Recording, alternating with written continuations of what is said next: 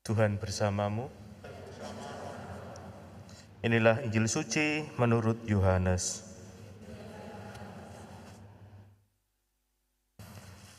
Ketika sudah dekat hari raya Paskah orang Yahudi, Yesus berangkat ke Yerusalem. Dalam bait suci didapatinya pedagang-pedagang lembu, kambing domba, dan merpati, dan penukar-penukar uang duduk di situ. Maka Yesus membuat cambuk dari tali lalu mengusir mereka semua dari bait suci dengan semua kambing domba dan lembu mereka. Uang para penukar dihamburkannya ke tanah dan meja-meja mereka dibalikkannya. Kepada pedagang-pedagang merpati ia berkata, "Ambillah semuanya ini dari sini, jangan membuat rumah Bapakku menjadi tempat berjualan." Maka teringatlah murid-murid Yesus bahwa ada tertulis, "Cinta untuk rumahmu menghanguskan aku." Tetapi orang-orang Yahudi menantang Yesus, katanya, "Tanda apakah dapat engkau tunjukkan kepada kami bahwa engkau berhak bertindak demikian?" Jawab Yesus kepada mereka, "Rombaklah bait Allah ini, dan dalam 3 hari aku akan mendirikannya kembali." Lalu kata orang Yahudi kepadanya, 46 tahun orang mendirikan bait Allah ini, dan engkau dapat membangunnya dalam 3 hari, tetapi yang dimaksudkan Yesus dengan bait Allah ialah tubuhnya sendiri. Sudah Yesus bangkit dari antara orang mati, barulah teringat oleh murid-muridnya bahwa hal itu telah dikatakannya.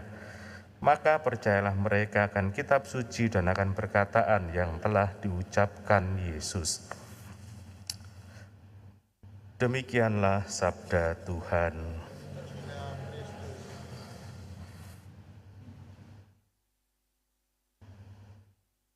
Bapak, Ibu, saudara-saudari yang terkasih,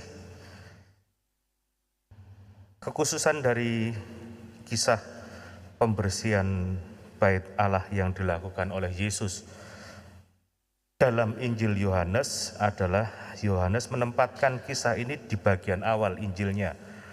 Bandingkan dengan Injil Sinoptik, di mana salah satu penyebab Yesus kemudian ditangkap dan disalibkan adalah juga kisah ini. Jadi kisah ini dalam Injil Sinoptik berada di seputar sebelum kisah sengsara Yesus. Tapi dari awal Injil Yohanes menempatkan ini supaya orang melihat siapa Yesus sebenarnya. Dialah boleh dikatakan bait Allah yang baru, di mana orang tidak lagi terikat oleh aturan-aturan, oleh pengkotak-kotaan. Anda tentunya tahu bahwa pembagian bait Allah itu juga bergantung persembahan yang dilakukan. Sehingga untuk kelompok tertentu persembahannya ini, kelompok tertentu persembahannya itu, dan sebagainya. Dan itu tentunya memisahkan antara satu kelompok dengan yang kelompok yang lainnya. Tetapi perjumpaan dengan Yesus tidaklah demikian. Bukan berarti bahwa orang tidak butuh lagi tempat, karena manusia memang masih terikat dengan waktu, dengan tempat. Tapi yang mau dikatakan adalah bahwa kemudian perjumpaan dengan Tuhan ada dalam diri Yesus. Lewat Yesus, orang juga bisa sampai kepada Bapa. Bukankah itu juga yang disabdakan oleh Yesus? Barang siapa melihat aku, ia melihat Bapa.